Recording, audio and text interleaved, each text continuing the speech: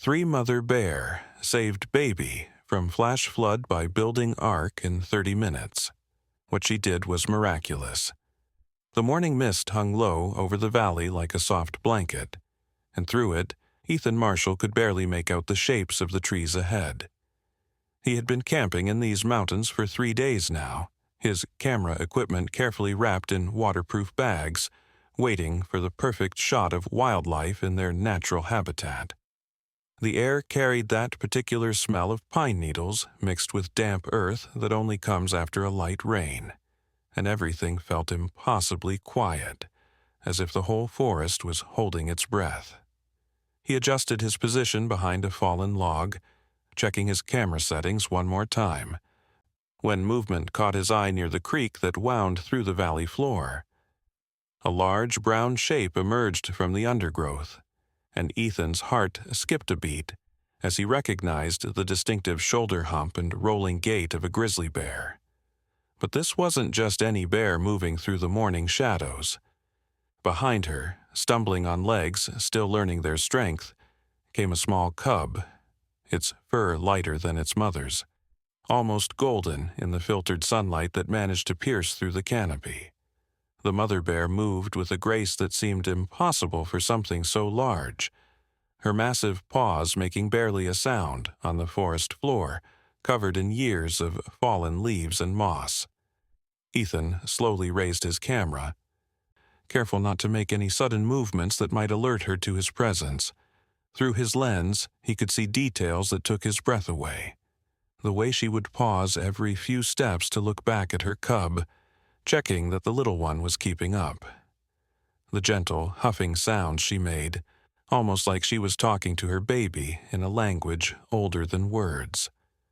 The cub would respond with small squeaks and grunts, occasionally stopping to investigate a particularly interesting stick or rock, only to hurry forward when its mother moved too far ahead. There was something deeply touching about watching them together. This powerful predator transformed into the most patient and attentive of mothers.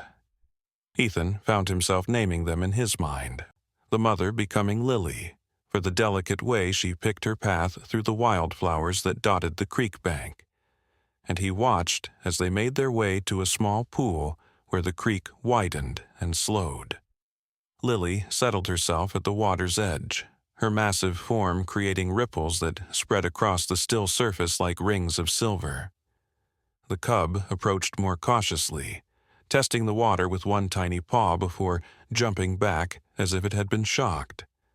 Lily made a low rumbling sound that Ethan recognized as encouragement, and slowly the cub gained confidence, eventually wading in up to its belly while its mother watched with what could only be described as pride.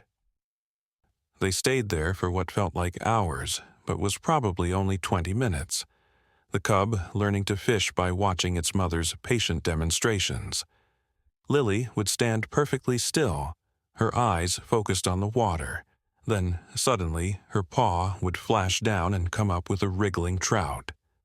The cub tried to imitate her, slapping at the water with enthusiasm but no skill, sending sprays of droplets catching the light like diamonds. Each failed attempt was met with another patient demonstration from Lily, and Ethan found himself completely absorbed in this simple scene of a mother teaching her child the skills needed for survival. As the sun climbed higher, the quality of light in the valley began to change, shifting from the soft gold of early morning to something brighter and sharper. Ethan noticed that the birds, which had been singing their morning chorus when he first arrived at his hiding spot, had gradually fallen silent. At first, he thought nothing of it, assuming perhaps a hawk had flown over, causing the smaller birds to hide.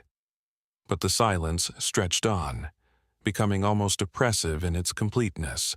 No chirping, no rustling in the branches above, not even the distant drumming of woodpeckers that had been a constant background noise for the past 3 days. Even the insects seemed to have paused their buzzing, and the only sound was the gentle babbling of the creek and the occasional splash as the cub continued its fishing lessons. Lily had noticed it too. Her head came up sharply, water dripping from her muzzle, and she stood perfectly still, not in the focused way she did when fishing, but alert and tense, her ears swiveling to catch sounds that Ethan couldn't hear.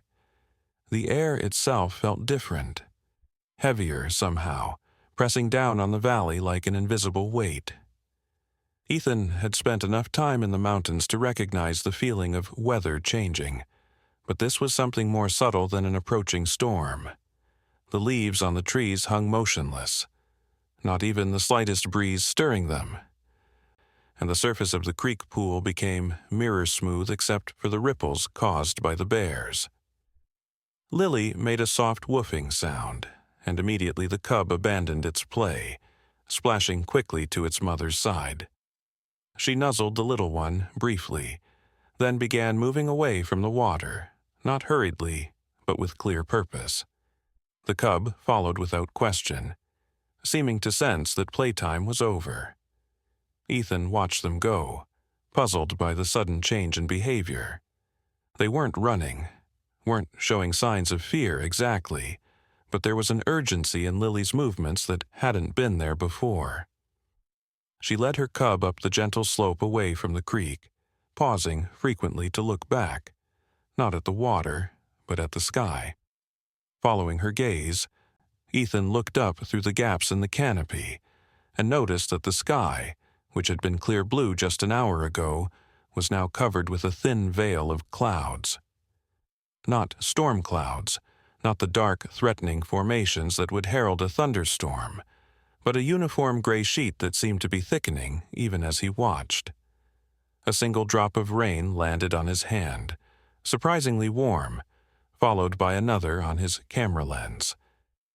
Within minutes, a gentle but steady rain began to fall, so light at first that it barely made a sound as it filtered through the leaves above.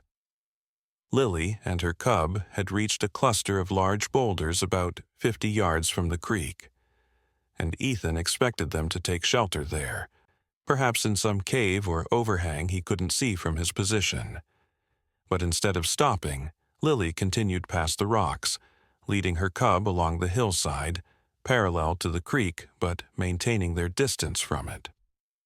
The rain continued its steady fall, neither increasing nor decreasing in intensity, creating a soft white noise that filled the silence left by the absent birdsong. Ethan pulled a waterproof cover over his camera and debated whether to follow the bears or return to his camp. Something about the whole situation felt unusual, though he couldn't put his finger on exactly what it was. Mountain weather could be unpredictable, certainly, but this felt different from any storm he had experienced before. The rain was too warm for the altitude, too steady for a mountain shower, and the complete absence of wind was unsettling. He decided to follow the bears at a distance, curious about where Lily was leading her cub and why she had abandoned what seemed like a perfectly good fishing spot. Moving carefully to avoid making noise, he paralleled their path along the hillside, keeping them in sight while maintaining enough distance that Lily wouldn't detect his presence. As they moved through the forest, Ethan noticed other signs that something was different about this day. Small animals that would normally flee at the approach of a bear were instead moving in the same direction, not in panic but with the same steady purpose that Lily displayed. A family of rabbits hopped past, barely sparing a glance for the predators nearby. Several deer picked their way through the underbrush, their white tails visible through the rain. Even a fox trotted by, its red coat darkened by the water, focused on its own journey rather than the potential danger of being so close to bears. It was as if some invisible signal had been sent through the forest, understood by all except Ethan, directing this strange exodus along the hillside. The creek below continued to flow, but even from this distance Ethan could see that it was beginning to change. The water, which had been crystal clear, was taking on a muddy brown color, and the level seemed to be rising, slowly but steadily. Lily stopped at a particular spot that, to Ethan's eyes, looked no different from any other part of the forest they had passed through.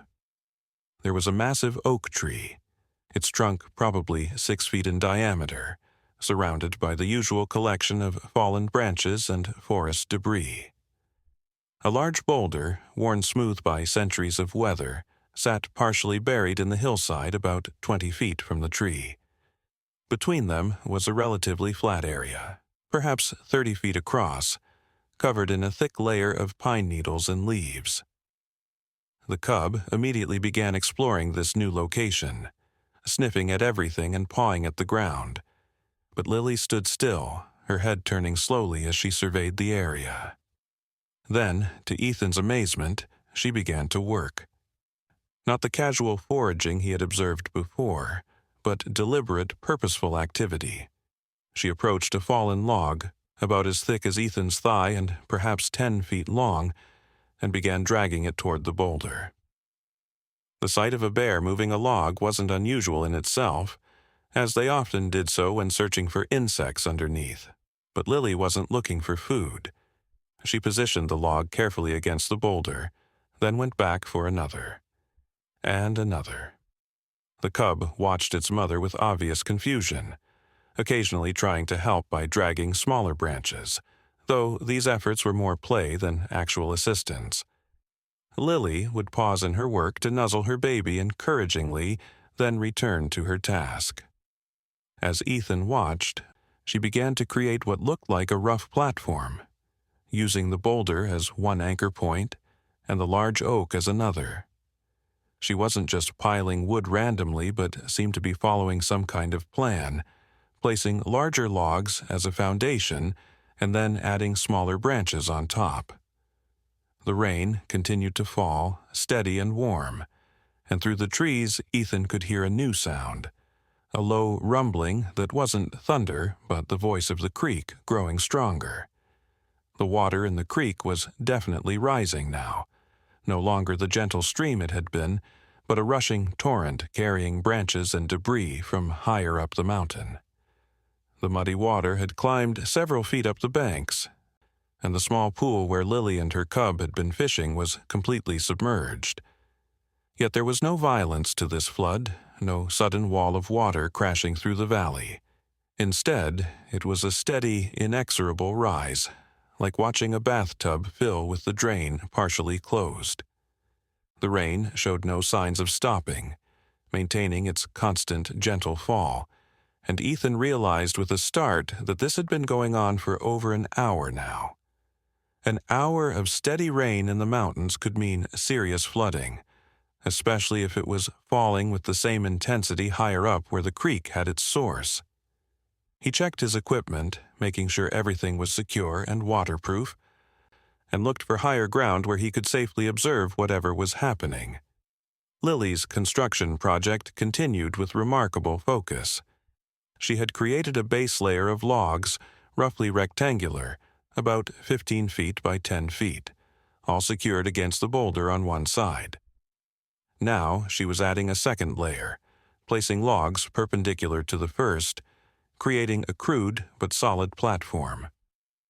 The fascinating part was watching her use vines and flexible branches to bind things together. She would take a long vine in her mouth, wrap it around a junction of logs, and pull it tight, using her weight to secure it. It wasn't sophisticated by human standards, but it was far more complex than any behavior Ethan had ever witnessed in a wild animal.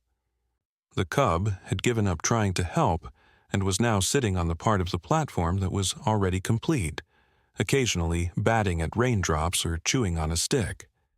Every few minutes, Lily would pause in her work to check on her baby, giving it a reassuring lick or gentle nudge before returning to her construction. The forest floor around them was beginning to change.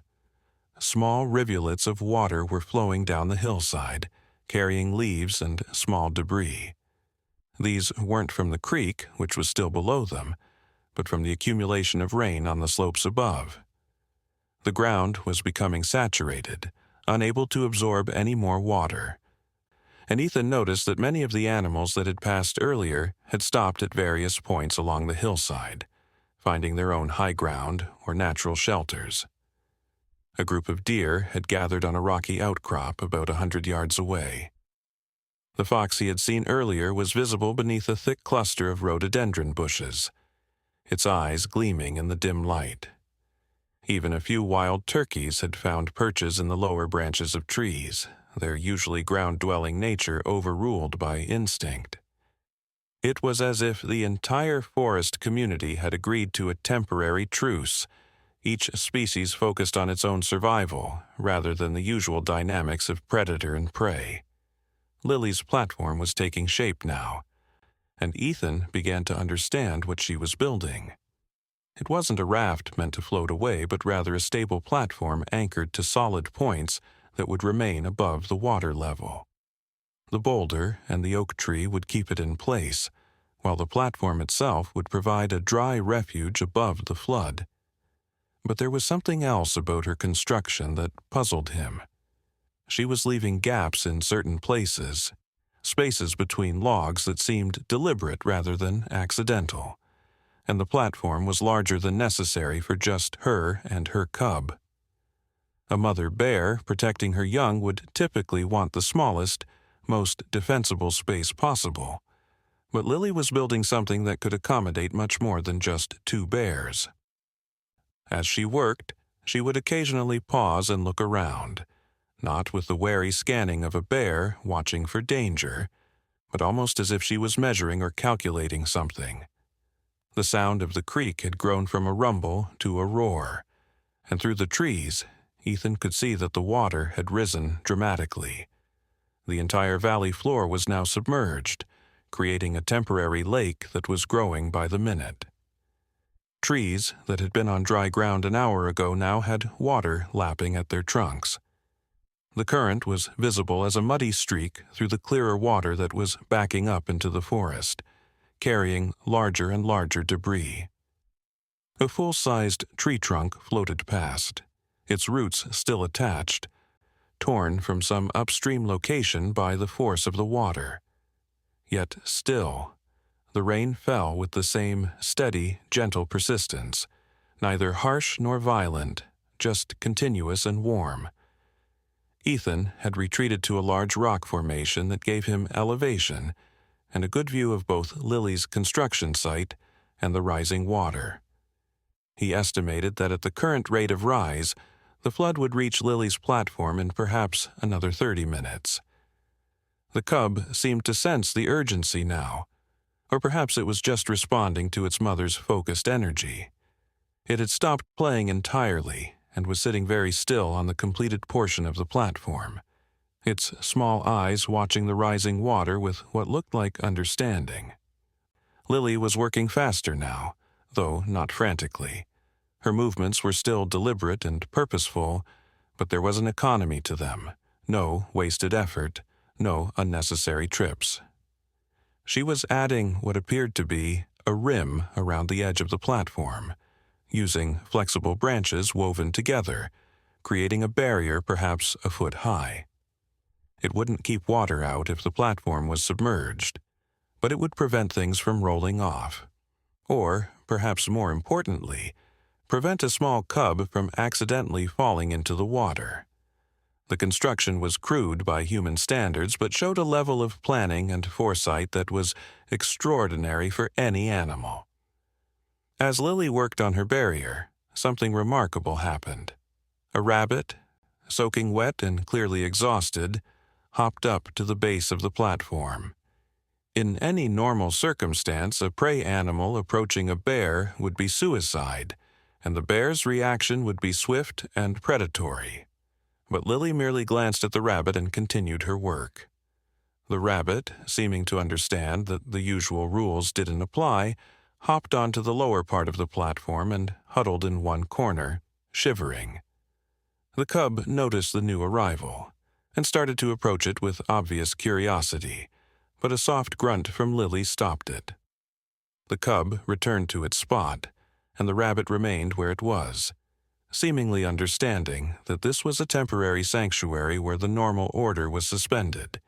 Within minutes, 2 more rabbits had joined the first, followed by a pair of squirrels that scrambled up onto the platform and found spots near the edge.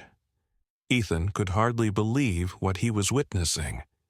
It wasn't just that Lily was tolerating these animals, but that they seemed to know they would be safe. How did they know? What invisible communication had passed through the forest that designated this crude platform as neutral ground? The water was rising faster now, and Ethan could see that it would reach the platform within minutes rather than the half-hour he had originally estimated. Lily seemed to sense this too. She made one more trip to gather vines, which she used to create a final binding around the entire structure, then climbed onto the platform herself. She settled in the center, pulling her cub close to her with one massive paw. The smaller animals adjusted their positions slightly but didn't flee. The squirrels chattered nervously. The rabbits huddled closer together, but they all remained on the platform as the first fingers of muddy water began to lap at its base. The water rose with surprising speed in those final minutes, transforming the hillside into a series of small islands. The platform, anchored between the boulder and the oak tree, held firm as the water reached it and began to rise around it. Ethan watched anxiously as the water climbed up the sides of the logs, wondering if the structure would hold or if it would be torn apart by the current. But Lily had chosen her spot well. The boulder and tree created a natural eddy, a place where the current was deflected and the water relatively calm. The platform shifted slightly as it took the weight of the water but remained intact. Within 10 minutes, it was surrounded by water on all sides, an island of rough logs and branches in a temporary sea of muddy brown. The rain continued to fall, and the water continued to rise, but more slowly now, as if the valley was reaching its capacity. On the platform, an extraordinary scene was unfolding. Lily lay in the center with her cub tucked against her belly, her massive form providing warmth and security. Around them, arranged in a rough circle, were the other refugees from the flood. The 3 rabbits huddled together near Lily's back, actually pressed against her fur for warmth. The squirrels had found a spot near her head, their usual hyperactive nature subdued by the circumstances. As Ethan watched, a bedraggled raccoon swam up to the platform, its masked face barely above water. It scrambled aboard, shook itself, and found a corner to curl up in, adding to the unlikely gathering. Even more remarkably, a young deer, probably separated from its mother, swam up to the platform. There was no room for it on the main structure, but Lily had built a small extension, almost like a ramp, on one side. The deer managed to get its front hooves on this and pull itself partially out of the water, its back legs still submerged, but its head and chest safe. The sight was so surreal that Ethan found himself checking his camera to make sure he was actually recording this. A grizzly bear, nature's fierce predator, serving as the center of a life raft for prey animals that would normally flee at her scent. Her cub, young enough that it would typically be learning to hunt these very creatures, was instead sharing space with them as equals in survival. The platform held steady despite the additional weight, the logs creaking occasionally but showing no signs of failure. Lily's construction, completed in just about 30 minutes from start to finish, was performing exactly as needed. She had built not just a raft, but an ark, a temporary refuge from the flood that was transforming the valley into a lake. The rain finally began to lessen, though it didn't stop entirely, and the water level seemed to stabilize, no longer rising but not yet beginning to recede. As the immediate danger passed and the platform proved stable, Ethan noticed subtle interactions between the animals that spoke to something deeper than mere survival. The cub, curious about its unusual companions, would occasionally reach out a paw toward one of the rabbits. Lily would grunt softly, and the cub would pull back, learning that these were not prey, not today. One of the squirrels, perhaps emboldened by the bear's peaceful demeanor, actually climbed onto Lily's back, using her thick fur to warm itself. Lily's only reaction was a slight turn of her head to look at the tiny creature. Then she settled back into her protective position around her cub. The raccoon was grooming itself with typical fastidiousness, seemingly unbothered by being surrounded by animals it would normally avoid. The young deer had managed to pull itself a bit higher on the ramp and was resting with its head on the platform proper, its large eyes watching everything with calm acceptance.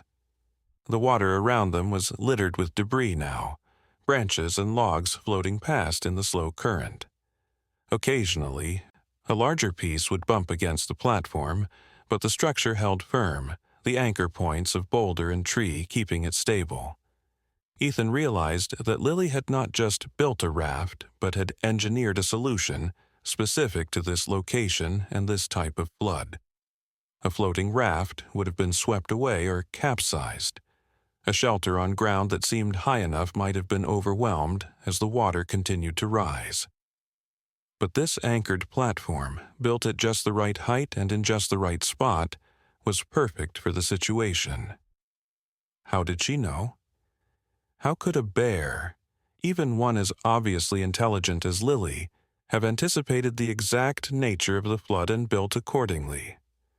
It was a mystery that would stay with him long after this day ended. The afternoon wore on with the rain gradually diminishing to a drizzle, and then finally stopping altogether.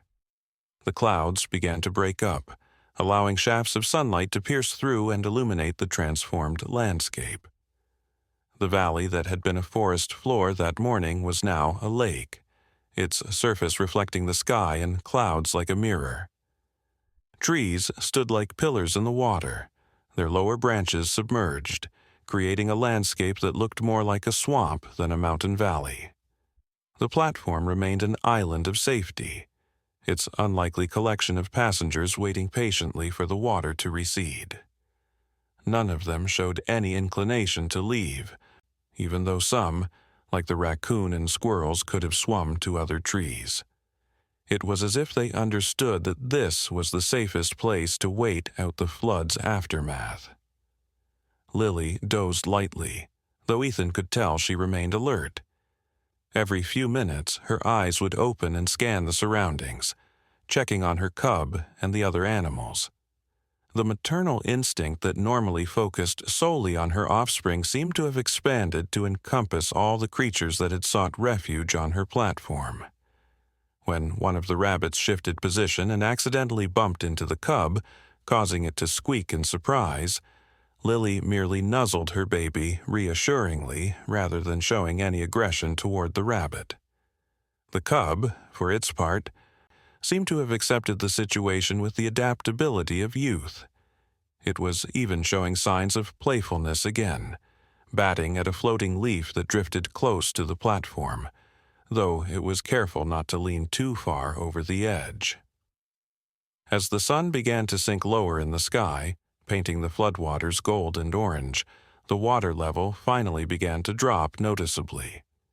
It was a slow process, as gradual as the rise had been, but Ethan could see the high water mark on the tree trunks and knew that the worst was over. The platform was no longer completely surrounded by water. The side nearest the hillside was beginning to show muddy ground. The young deer was the first to leave, stepping carefully off the ramp and picking its way through the shallow water and mud toward higher ground. It paused once to look back at the platform, as if acknowledging something, then disappeared into the forest. The raccoon was next, sliding down into the now shallow water and waddling away without a backward glance, returning to its solitary nature as the crisis passed.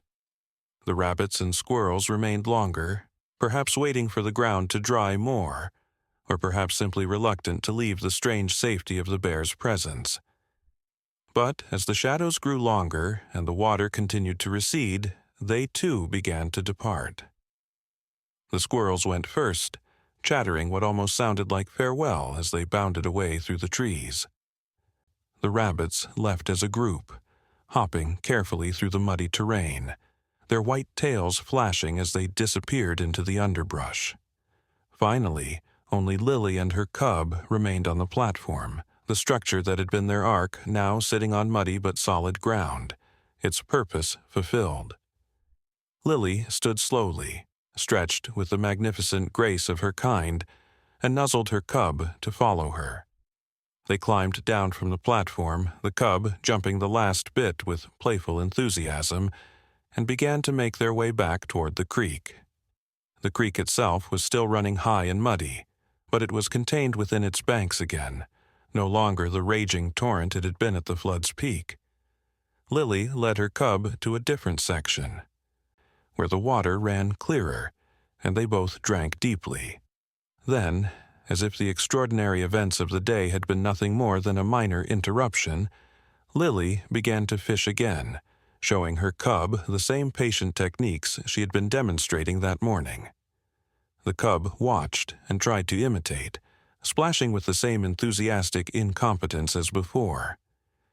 To them, it seemed, the flood and the ark and the temporary truce between predator and prey were simply part of the rhythm of forest life, no more remarkable than the changing of seasons or the phases of the moon.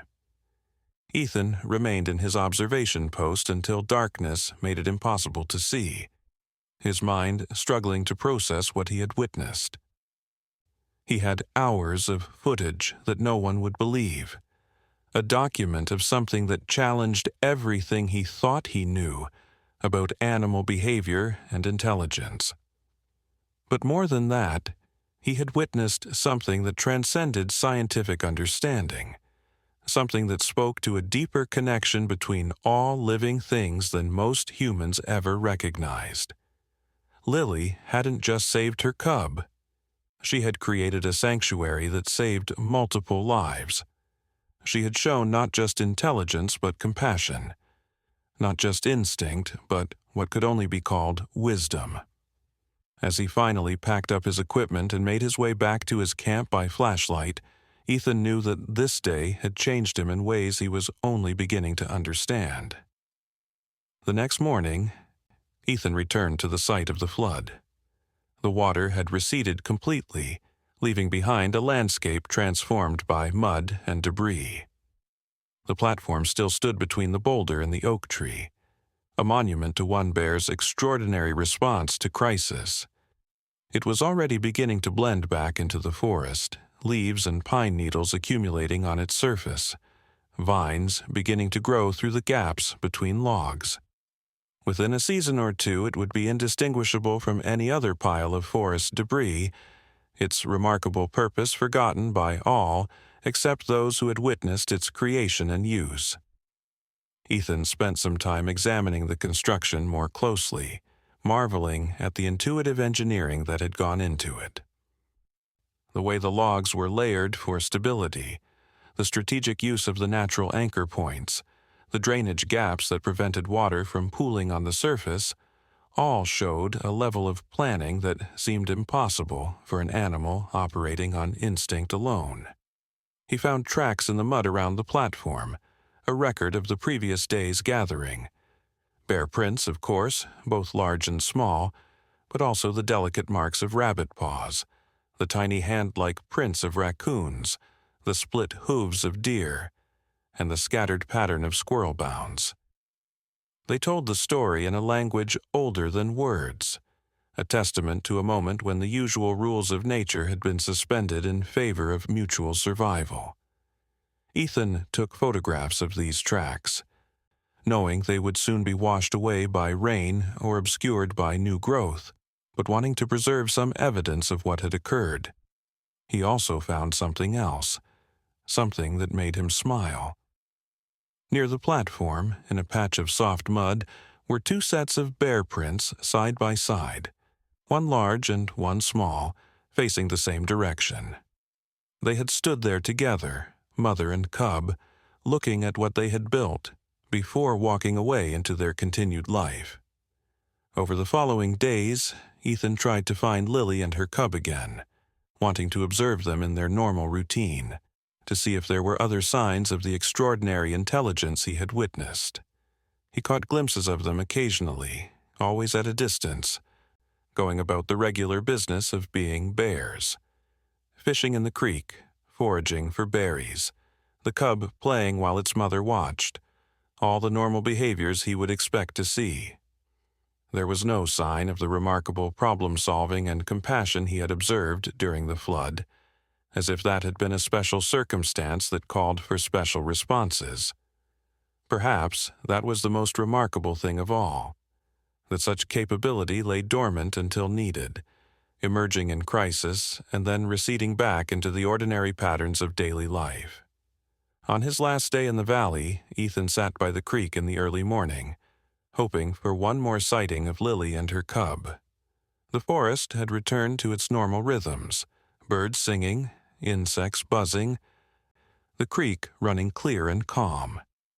As he waited, he reflected on what he had learned from his observation. It wasn't just about bear intelligence or animal behavior. It was about the interconnectedness of all life in the forest, the way crisis could bring together creatures that normally lived in careful separation. He thought about how Lily's platform had become a gathering place, not through any communication or negotiation, but through a shared understanding of need and safety.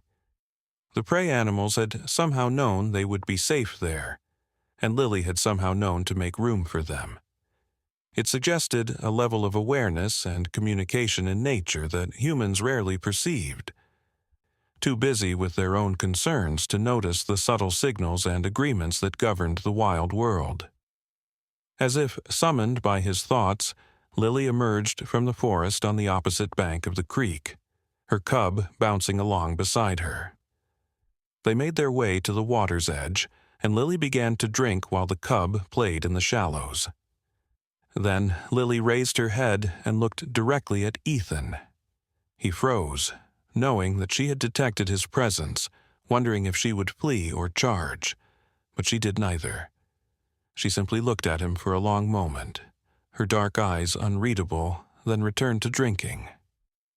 It wasn't acceptance exactly, more like acknowledgement, a recognition that he had been there during the flood, that he had witnessed what she had done, and that he posed no threat. The cub noticed him too, standing up on its hind legs for a better look, but a soft grunt from Lily brought it back down to all fours. They finished drinking and moved on, disappearing into the forest as quietly as they had come. Ethan sat there for a long time after they left, feeling privileged to have been given that moment of acknowledgement. He thought about the story he would tell when he returned to civilization, knowing that many would dismiss it as exaggeration or anthropomorphism. But he had the footage, the photographs, the evidence of something extraordinary. More importantly, he had the memory of watching a mother bear become an ark builder, creating sanctuary not just for her own offspring but for all who needed it. It was a reminder that nature held wisdom and compassion in forms that humans rarely recognized, that intelligence and problem-solving were not unique to the human species, and that sometimes the most profound acts of engineering and kindness came from the most unexpected sources. The platform still stood between the boulder and the oak, slowly being reclaimed by the forest.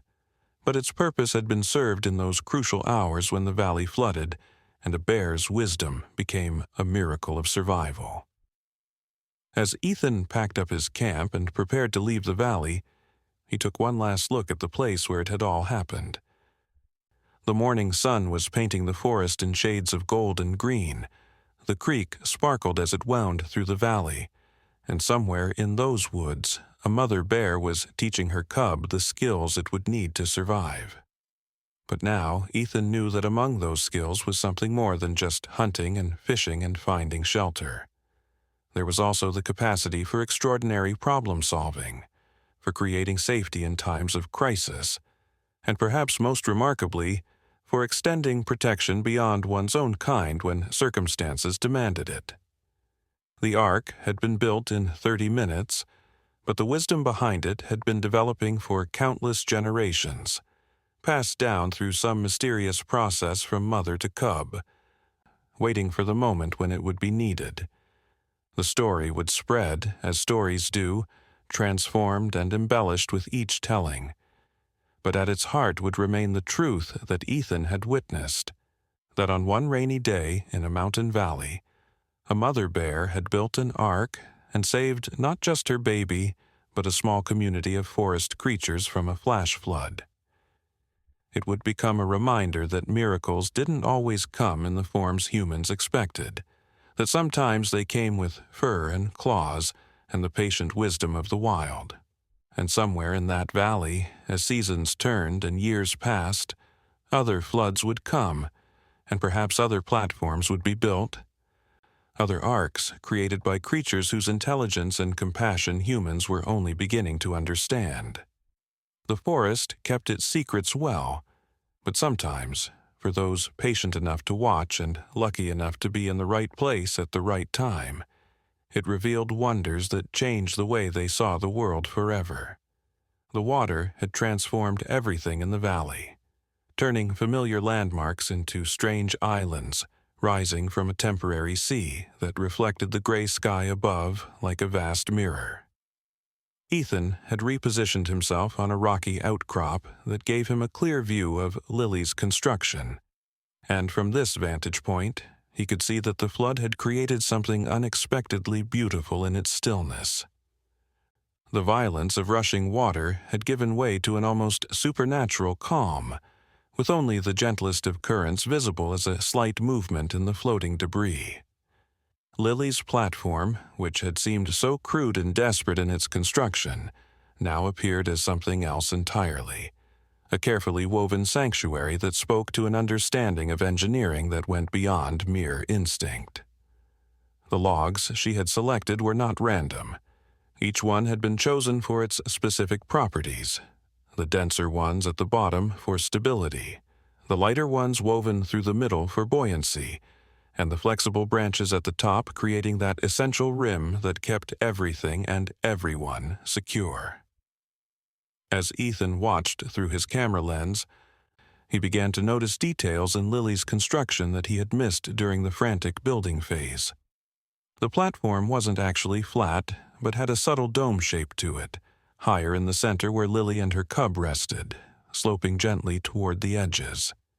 This meant that any water that did splash onto the surface would run off rather than pooling, keeping the center dry. The gaps between logs that had puzzled him earlier now made perfect sense.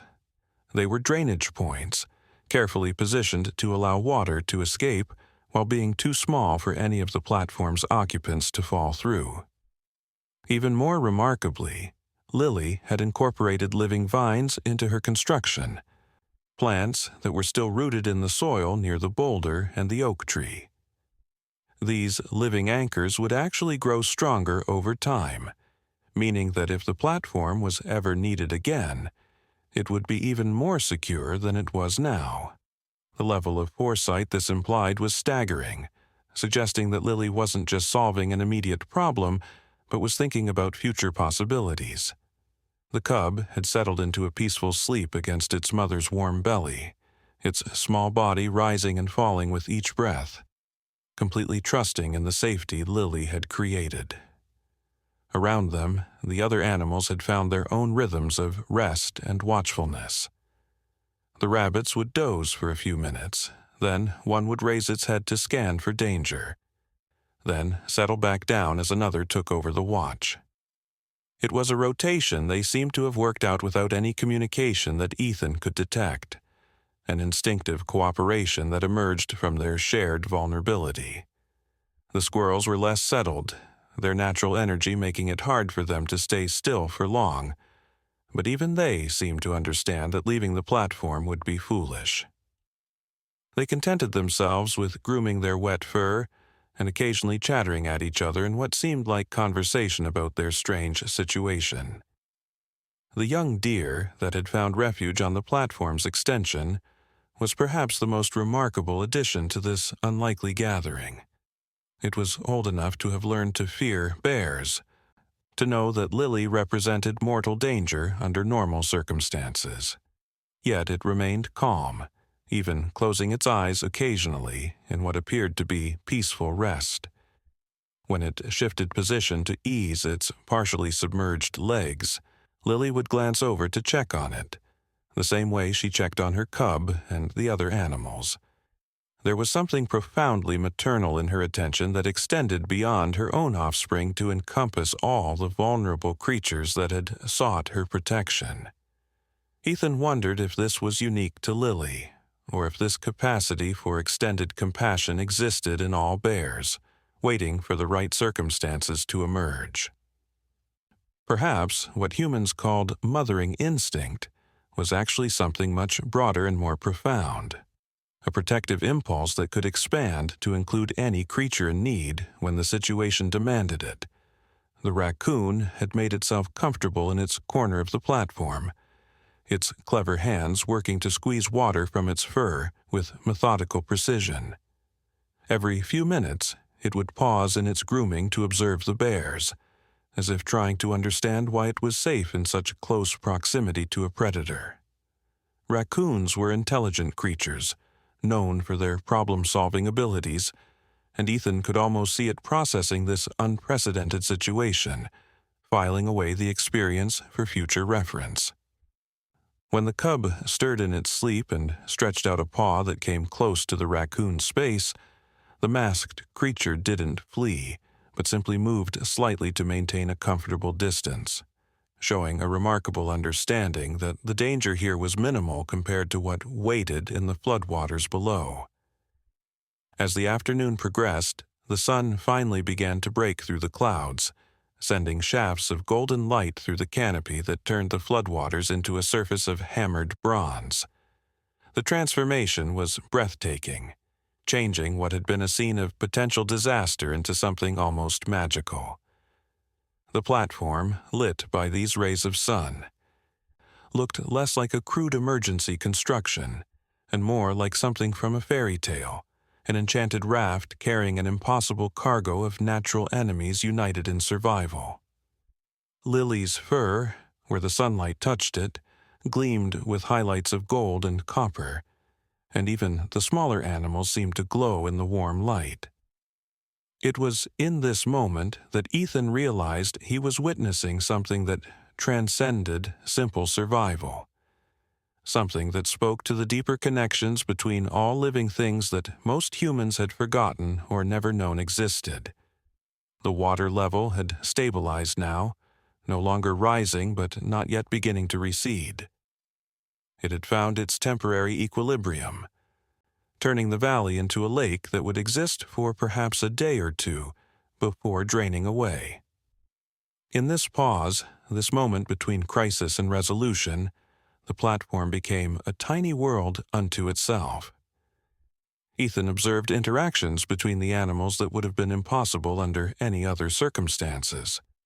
One of the rabbits, perhaps made bold by the bear's continued peaceful presence, actually hopped closer to Lily and her cub, settling just a few feet away.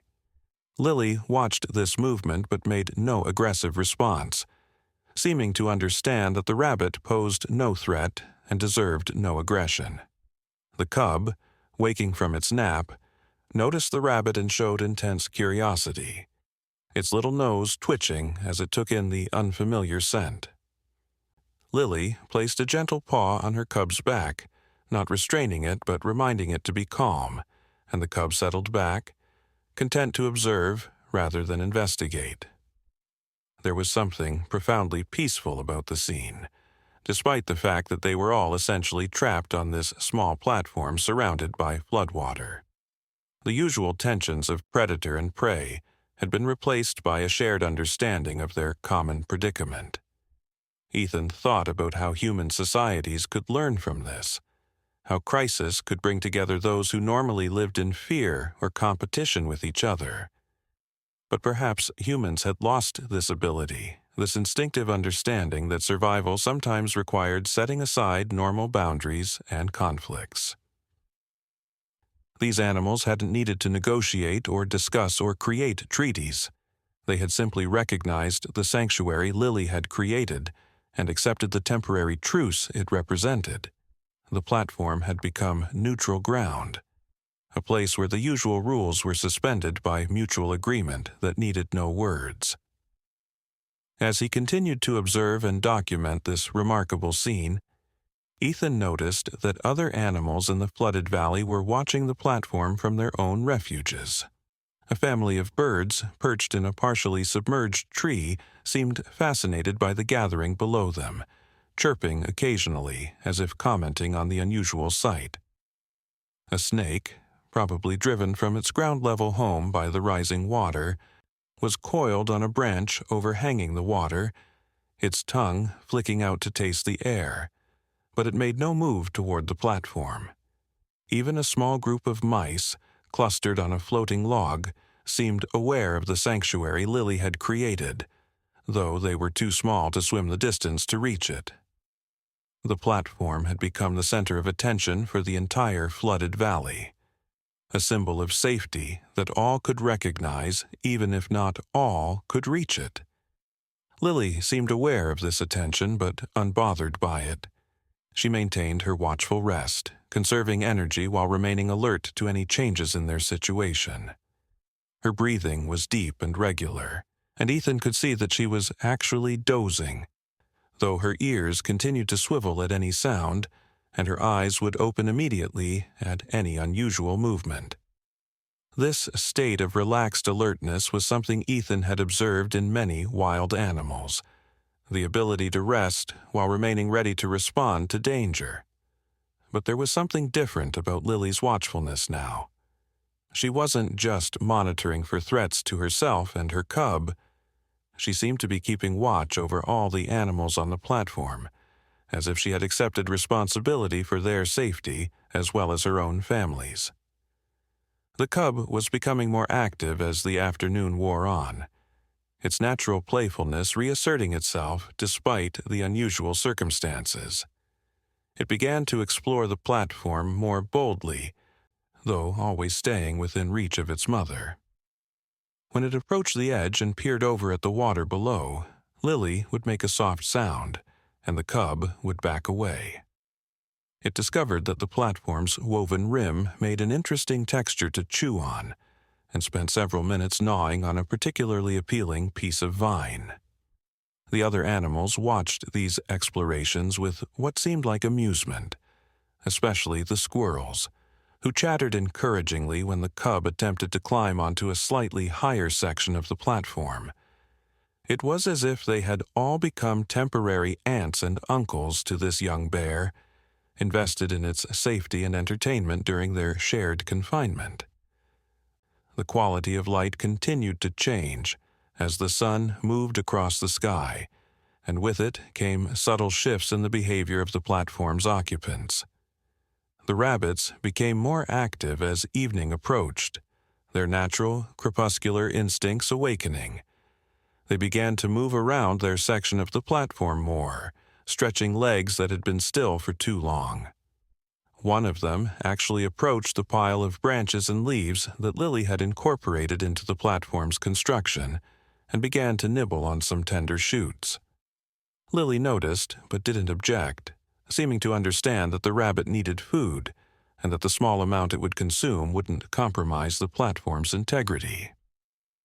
This tolerance extended to the squirrels when they began to investigate the same pile, looking for any nuts or seeds that might have been caught up in the construction materials. The water around them had become very still as the wind died down completely, creating a mirror-like surface that perfectly reflected the sky and surrounding trees.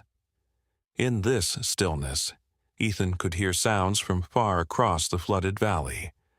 The splash of something jumping, the call of a bird, the rustle of leaves and trees that remained above water.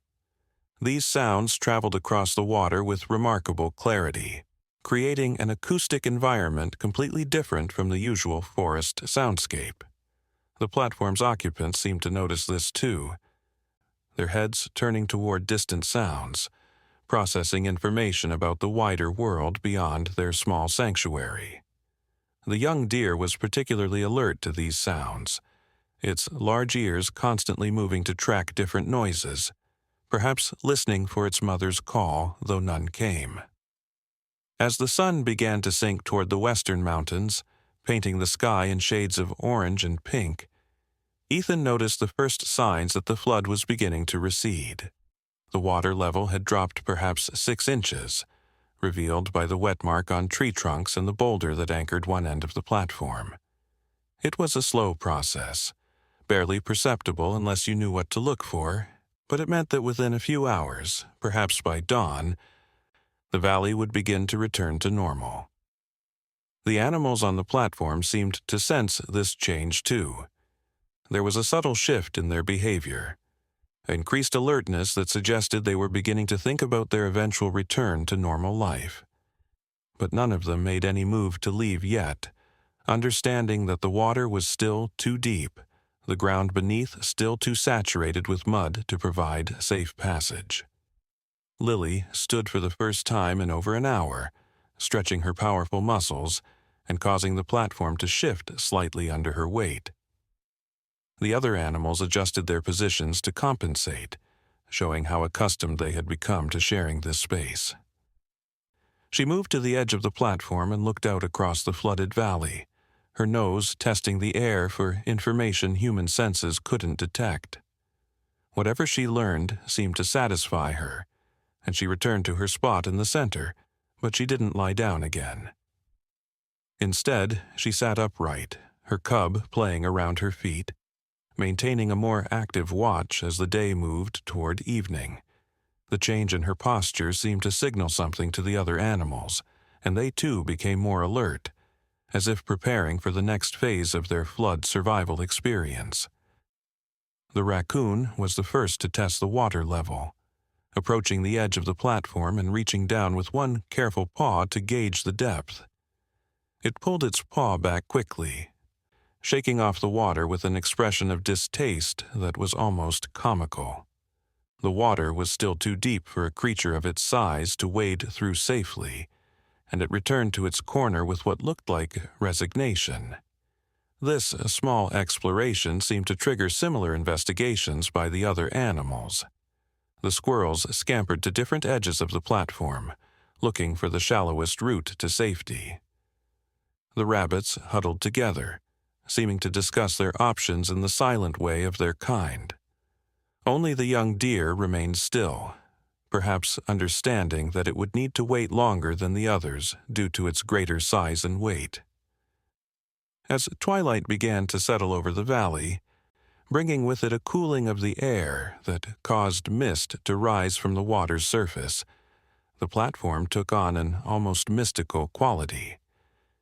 In the fading light, with wisps of fog beginning to curl around it, it looked like something from an ancient story, a magical island floating in a sea of dreams. The animals on it were silhouetted against the lighter sky, creating a tableau that Ethan knew he would never forget. He had been documenting everything with his camera, but he took a moment to simply observe with his own eyes, to imprint this scene in his memory beyond what any technology could capture. This was more than just an unusual wildlife encounter. It was a glimpse into something profound about the nature of life itself, about how creatures could transcend their usual roles when circumstances demanded it. The cub had discovered that the raccoon's tail made an interesting plaything, batting at it gently when the raccoon's attention was elsewhere. Rather than showing aggression, the raccoon simply moved its tail out of reach, showing remarkable patience with the young bear's playfulness. This interaction seemed to delight the squirrels, who chattered in what sounded like laughter. Even the rabbit seemed more relaxed, one of them actually stretching out on its side in a position of complete vulnerability that would have been unthinkable in the presence of a bear under normal circumstances.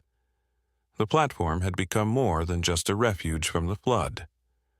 It had become a space where the usual fears and tensions of forest life were temporarily suspended, replaced by something approaching genuine community.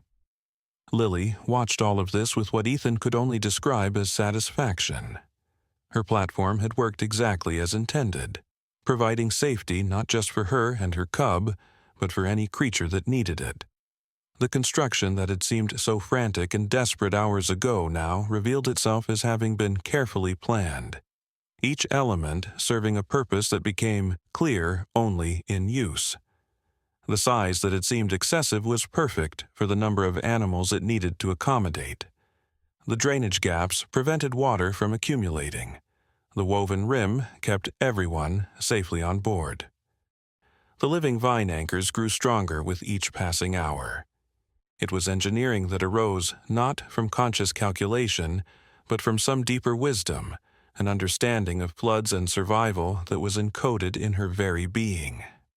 As darkness began to fall in earnest, Ethan realized he would need to make his way back to his own camp soon, or risk trying to navigate the changed landscape in complete darkness.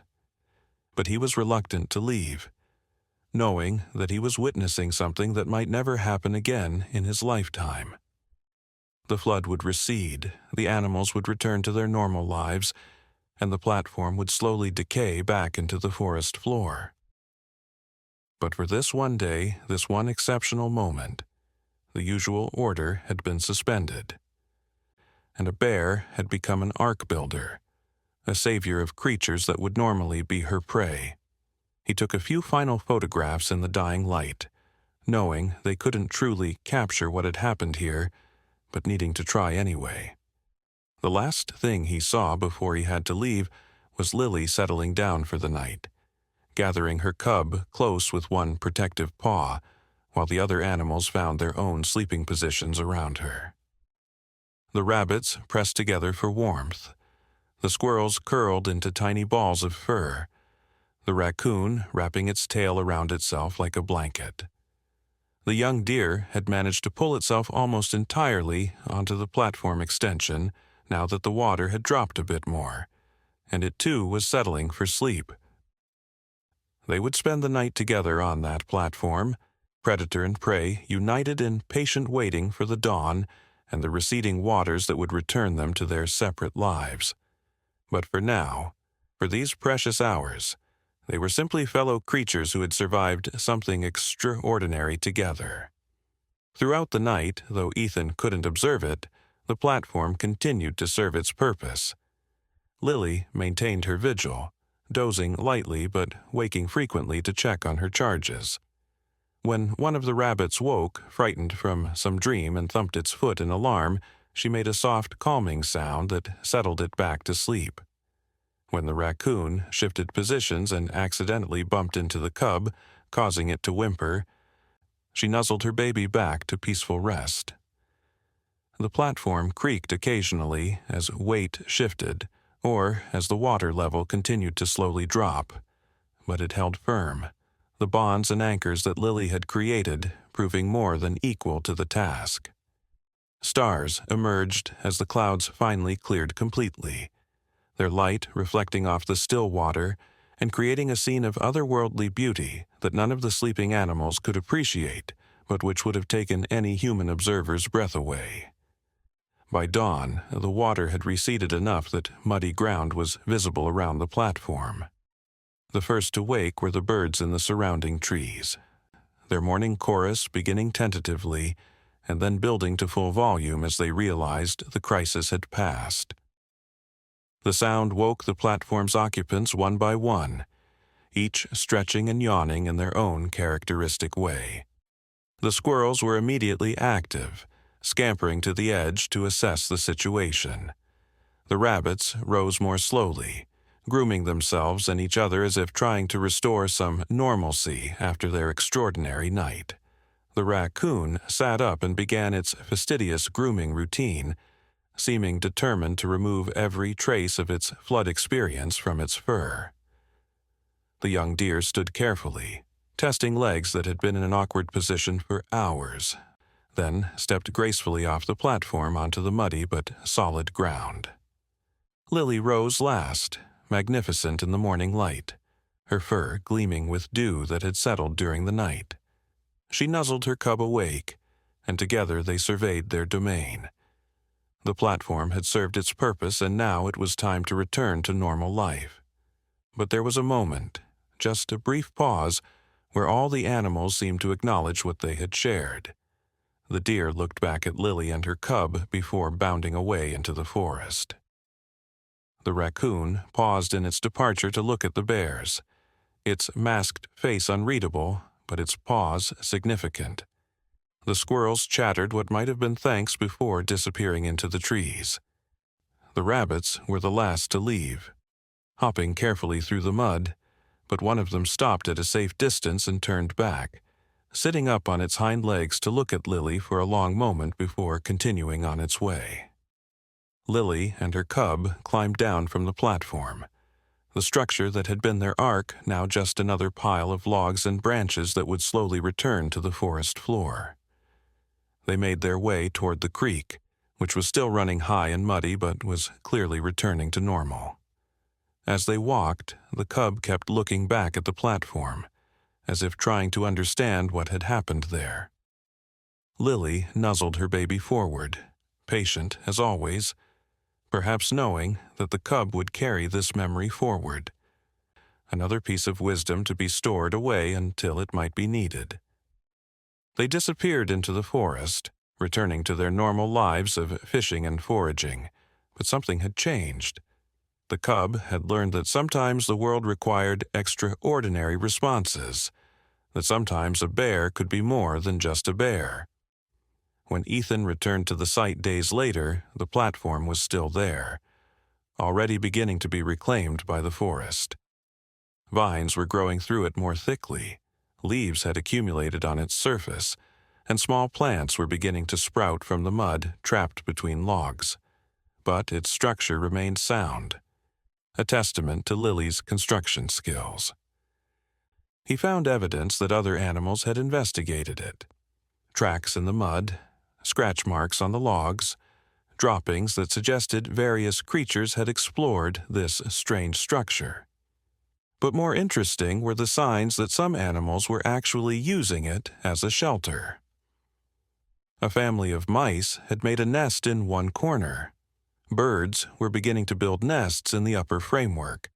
The platform was becoming part of the forest's infrastructure, a resource that would provide shelter and safety for smaller creatures for months or even years to come. Ethan documented all of this, adding to his record of the flood and its aftermath. But he knew that the physical evidence could only tell part of the story. The real miracle had been in those hours when the platform had been an ark, when a mother bear's wisdom and compassion had created a sanctuary that transcended the usual boundaries between species. It had been a reminder that nature was far more complex and interconnected than most humans realized, that intelligence and empathy existed in forms that science was only beginning to understand. The platform would eventually decay and disappear. The flood would become just another event in the valley's long history, but the truth of what had happened would endure in the memories of those who had witnessed it, and in the DNA of a young cub who had learned that sometimes, in extraordinary circumstances, extraordinary responses were possible. Months later, Ethan published his footage and findings, creating a sensation in both scientific and popular media. Experts debated whether Lily's behavior represented true planning and foresight, or was simply an elaborate expression of instinct. Some argued that the apparent compassion shown to other species was merely coincidental, that the animals had simply taken advantage of a structure built for other purposes. But those who had seen the complete footage, who had watched the full story unfold, knew better. They had seen something that challenged conventional understanding of animal intelligence and behavior. They had seen a bear become an engineer, a predator become a protector, a mother's love expand to encompass all vulnerable life in her vicinity. The story spread around the world, inspiring conversations about consciousness, compassion, and the hidden depths of the natural world. But perhaps the most important impact was on those who lived near wild places, those who had the opportunity to observe nature closely.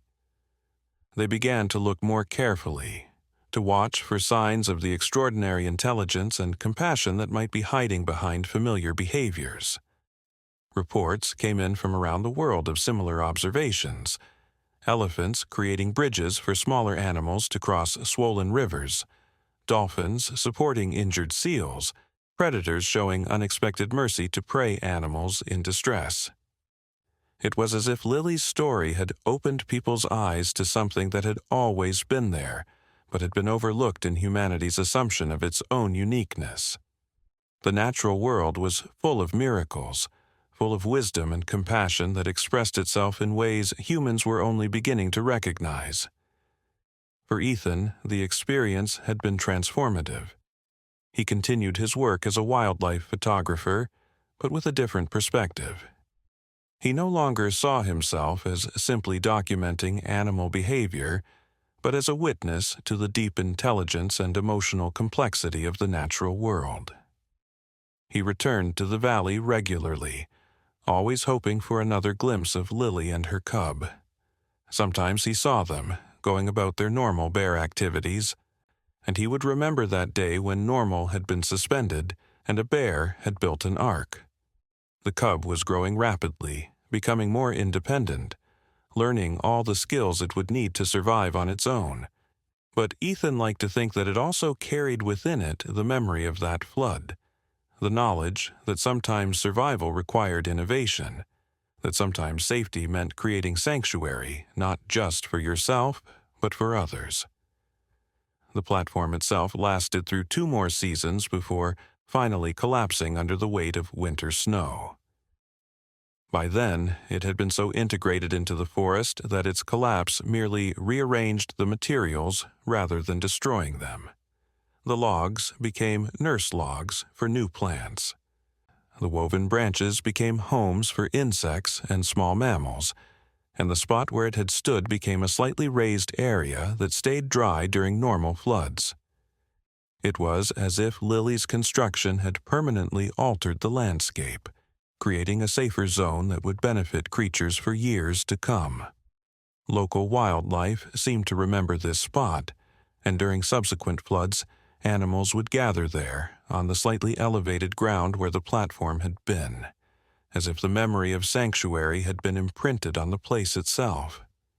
Years passed, and the story of Lily's Ark became part of local legend, told and retold with various embellishments and interpretations.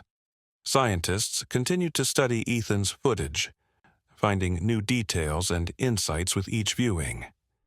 Animal behaviorists revised their understanding of bear intelligence and problem-solving abilities. Conservation groups used the story to argue for the protection of wildlife habitats, pointing out that humans might be destroying forms of intelligence and wisdom they didn't even know existed.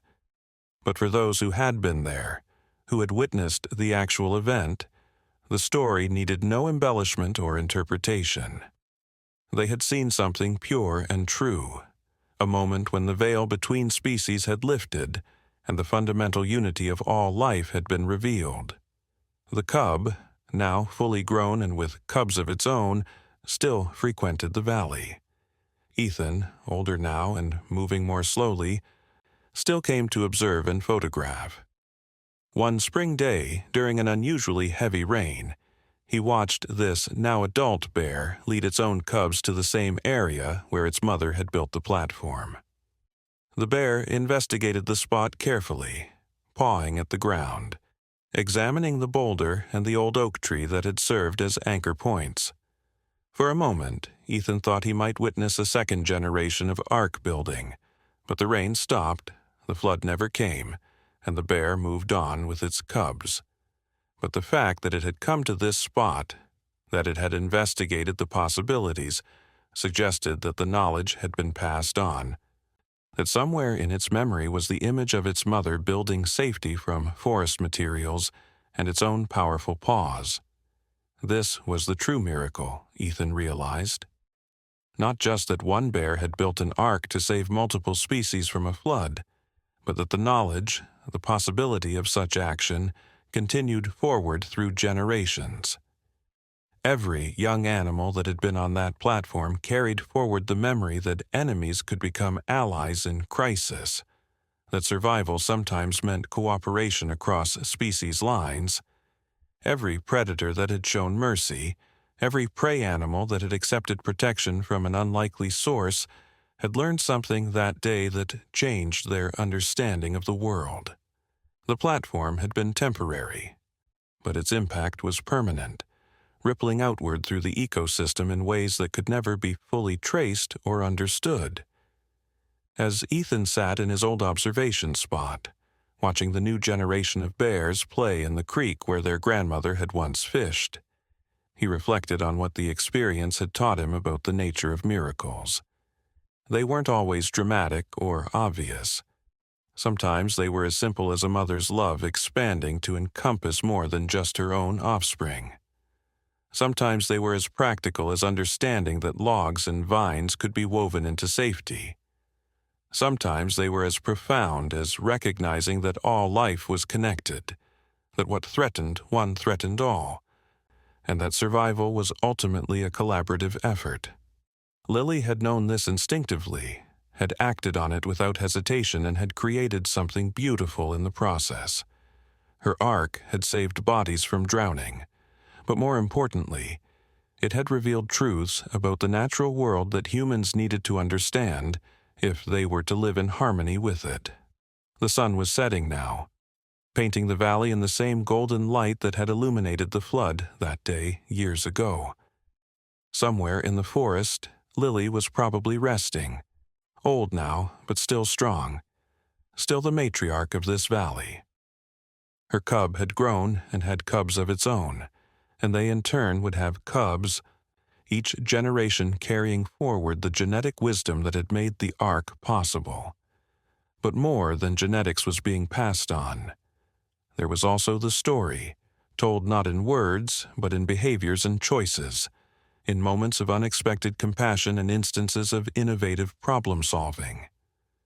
The ark had been built in 30 minutes, but its legacy would last for generations, a reminder that miracles were not supernatural interventions, but natural expressions of the deep intelligence and compassion that existed throughout the living world. As darkness fell and Ethan made his way back to his camp for what might be the last time, he carried with him the certainty that he had witnessed something truly miraculous. Not because it defied the laws of nature, but because it revealed them in their fullest expression. The laws that governed not just physics and chemistry, but also compassion and cooperation, intelligence and innovation. Lily had not transcended her nature as a bear.